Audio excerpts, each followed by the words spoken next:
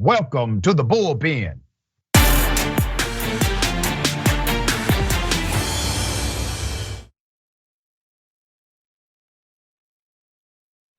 In the Bullpen today, we have Jane Bam Bauer, commentator, Young Voices, a professor of law at the University of Arizona, earned her JD from Yale Law School. We're going to talk about the rise of QAnon, conspiracy theories going crazy, all right? She has some insight here that should be interesting. Jane, thank you for being on the show. How are you? I'm great. It's such a pleasure to be here. Absolutely. I don't want to assume or presume what you know, believe about this topic. So if you would, give us your sentiment and I would then opine. Yeah, okay. So I think many of us have the sense that beliefs in things that are not factually substantiated and that are also just kind of non-logical have increased, especially over the last, say, 6 to 10 years. But by the way, I should say that's not a totally uncontroversial statement. I think there's some theories that really, we've always had lots of conspiracy theorists, and now we're just seeing them. We have more visibility toward them, but I don't think so. I think actually the data suggests that there is more belief in things that are not factually true, and so we're trying to figure out what the reason is. The internet almost certainly has something to do with it. But that doesn't really tell us the mechanism quite.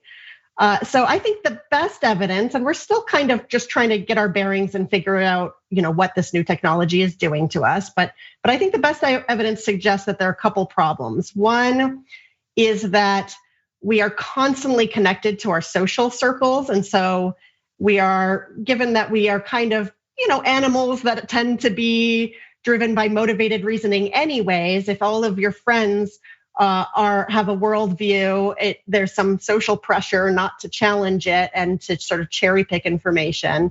And that winds up to more tribalism and more extreme beliefs, potentially on both sides. Right now, we're seeing it, particularly, I think, expressed on the right side of the ideological spectrum for reasons that we don't need to get into.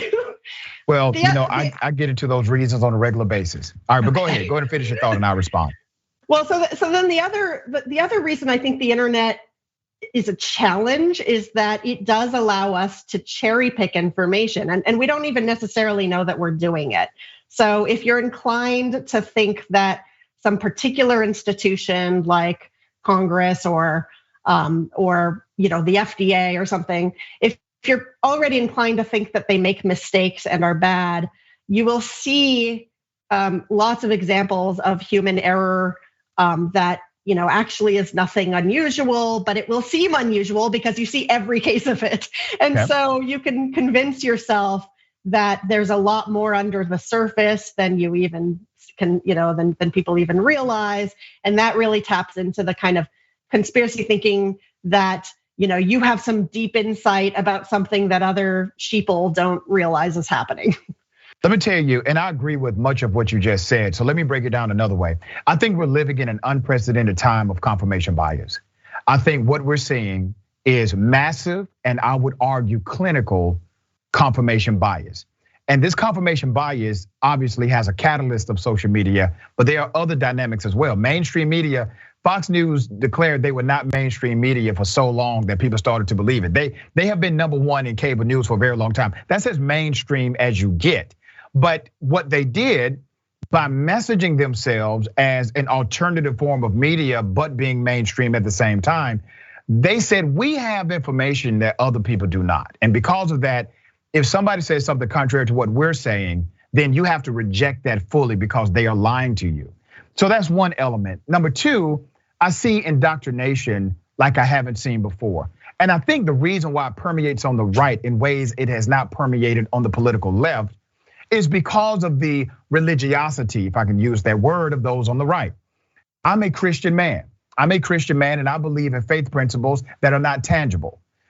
That, however, I have seen that idea be exploited by conservative politicians to make individuals believe that somehow their political fight is a divine fight rather than a fight about policy and process. Number three is the transformation of citizen to consumer.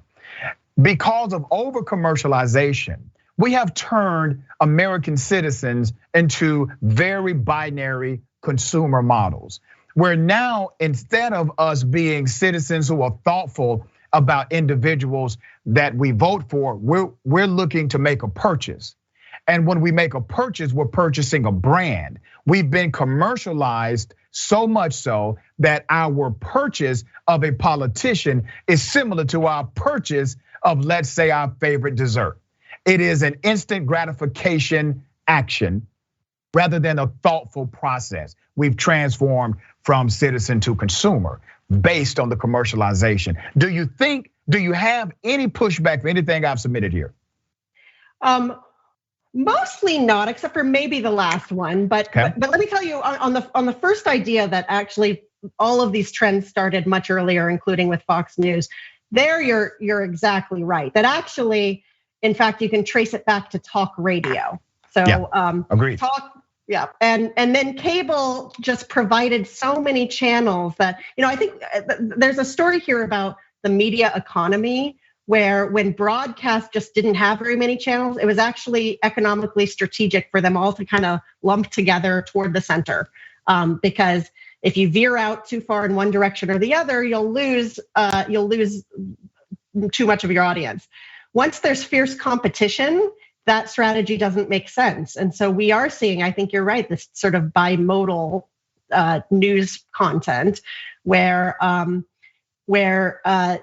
the media organizations within the Fox cluster, they can only compete with Fox by going to the right of Fox, Mm-hmm.